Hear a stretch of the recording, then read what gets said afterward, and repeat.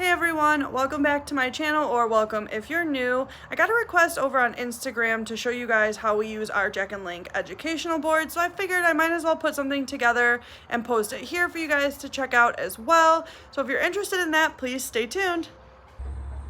This is one of the ways that we use the life cycle board. So the life cycle board itself plus the life cycle little pieces are all from Jack and Link.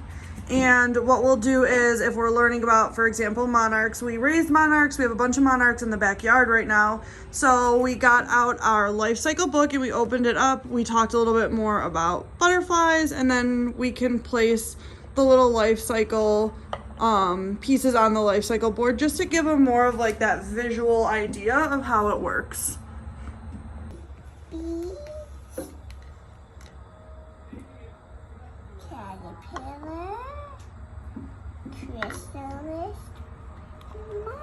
Good job. This is another one of the most often used trays. This is the sand tray or the tracing tray. And what we did was we just got a couple bags of the sand from Dollar Tree in like the vase filler section, and you just pour it in. It comes with the little tracing pencil.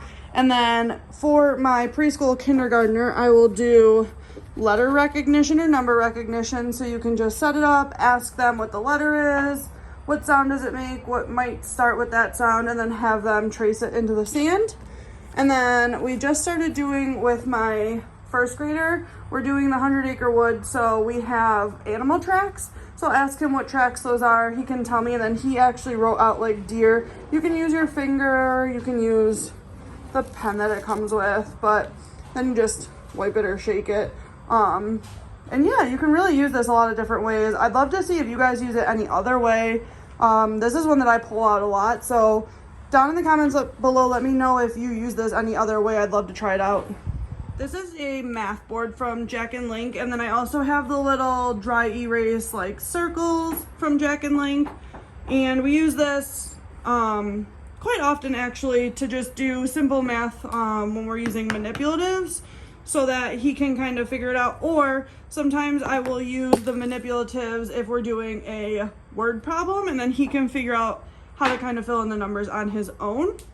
So what we'll do is we'll just put in an equation, and then they can use the manipulatives to do the equation, just right on the board. So 2 plus 3 equals, and then he can count them 1, 2, 3, 4, 5. 1, 2, 3, 4, 5.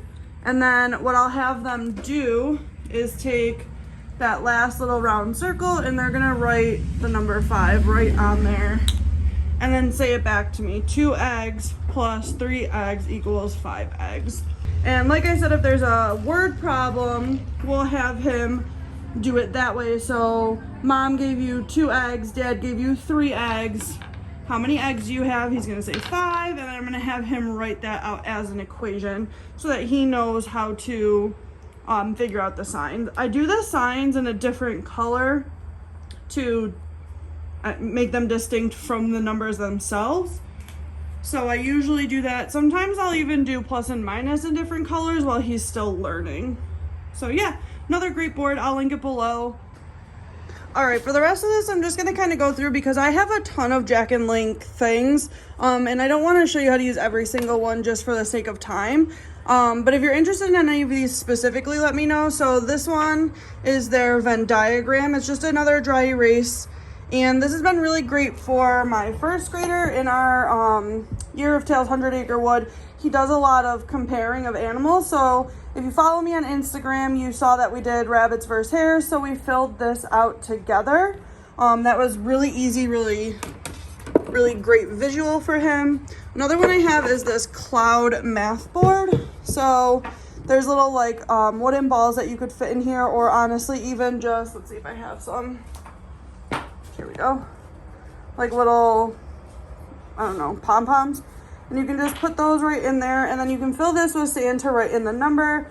So for example, if you wanted to say I had 2 balls and then I added 3, How many balls does that make? You can write it over here. I'm sure there's a lot of other ways to use this. This is definitely one where if you guys have this, let me know how you use it. I would love to utilize this a little bit more. Really, I just kind of use it a lot for counting, a little bit for math, but my preschooler can just take it and kind of put numbers in and count them while she's putting the things into the little holes. So yeah, these are the Jack and Link letter builders. Like I said, they don't make them anymore, but if you already have them, I honestly use them mostly for my preschooler kindergartner. I just let her play with them. She can like make things with them. Obviously, she can make the alphabet out of them, all the uppercase, lowercase letters, but really just a fun thing to kind of play with and get that letter recognition in. Okay, just to share one more that I have, I don't use as often, but I have just this like 3-hold one, and I have, let's see, I have these like wooden letter blocks from them as well. So this is kind of just, honestly, I'm trying to spell something here. Just to be able to kind of put together and like make words out of. I was trying to find a T, it's in there somewhere. But anyways, you could put in jet, J-E-T, and just kind of like, you could even do like phonics, like sound it out, j-et, and just more letter recognition, reading help. And then one more that I have as far as reading language arts. This is another one for reading, the CVC one. So I have this one. I use it with my first grader mostly if we do pull it out. It's not one that I run to every time, not for any specific reason, just not usually the first one on my list. But you could put either like flashcards here, you could use the wooden letters, things like that, and then you can have them use a little manipulative to sound it out. So wet, wet. I like to sometimes turn it around too.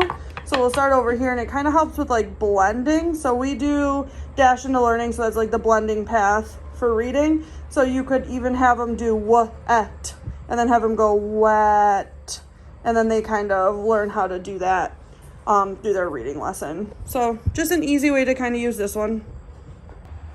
So those are just a few of our Jack and Link boards, the ones that we kind of use every day or at least once a week through our lessons. I hope to get more soon. I know that they have all the dry erase ones now. They've had them for a little while, but I haven't gotten any yet. Now that my son's into reading more, I think that those will be really useful. So I'll update you guys when I get some of those on how you can use those ones.